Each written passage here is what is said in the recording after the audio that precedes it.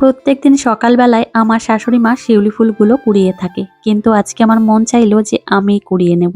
আর এত ভালো লাগে শিউলি ফুল, কি আর বলবো। তো এক সাজি ভর্তি করে শিউলি ফুল কুড়িয়ে নিয়েছি।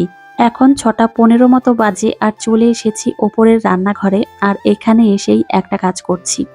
5-6 দিন আগে আমার কর্তামশাই চিয়া সিড নিয়ে এসেছিল, তো সেটা এখন আমি ভিজিয়ে রাখছি। আদিশ্রীর বাপি প্রায় দিনই বলে থাকে যে চিয়া সিড এনেছি তো ভিজিয়ে রাখো না কেন।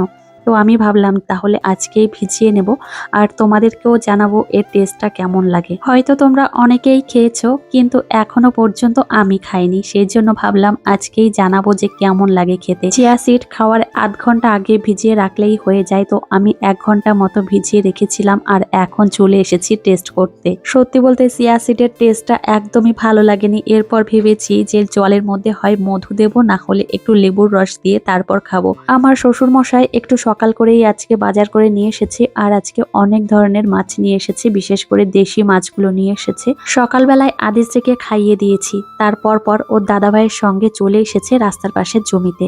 তো এখানে ওর দাদাভাইয়ের সঙ্গে বসে রয়েছে। এত পরিমাণে রোদ্দুর উঠেছে সকাল থেকেই, সেই জন্য ওকে আমি বাড়িতে নিতে এসেছি। এত রোদের মধ্যে থাকলে ওর শরীরটা খারাপ করবে, আর ওর দাদাভাই যেখানেই থাকুক না কেন ও সেখানেই থাকবে।